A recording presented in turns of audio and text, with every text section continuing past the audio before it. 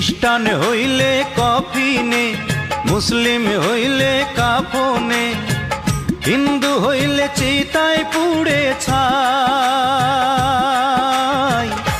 ও মানব গৌরব করার নাই রে কিছু নাই, ও মানব গৌরব করার নাই রে কিছু নাই। খ্রিস্টান হইলে কফিনে, মুসলিম হইলে কাফনে, হিন্দু হইলে চিতায় পুড়ে ছাই।